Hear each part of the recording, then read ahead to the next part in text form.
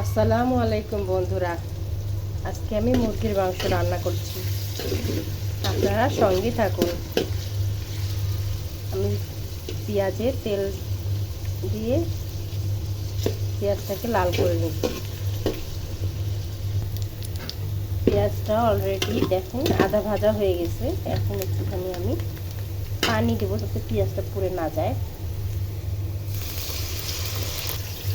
এবারে লবণ দিচ্ছি, হলুদ, মরিচের গুঁড়া, ধনিয়ার গুঁড়া, গরম মশলার গুঁড়া, আদা, রসুন, মশলাগুলো কষিয়ে নিচ্ছি। একটু পানি দিয়ে দিলাম।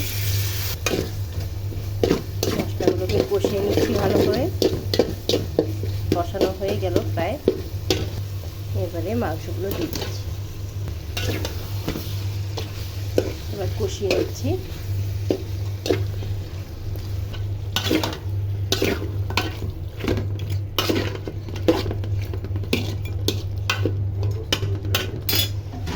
ঢেকে দিলাম।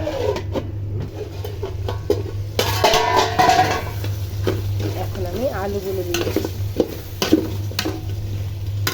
খুব সুন্দর কষানো হয়ে গেছে।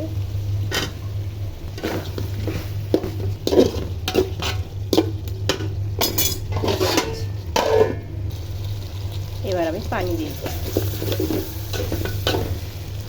ঝোলের জন্য পানি।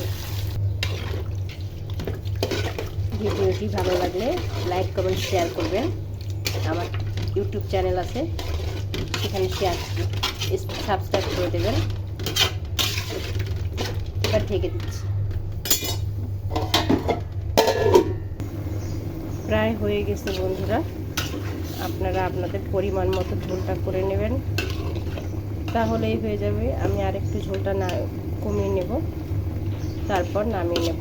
ভালো থাকবেন সবাই। রান্নাটি ভালো লাগলে শেয়ার করে দেবেন। আল্লাহ হাফেজ।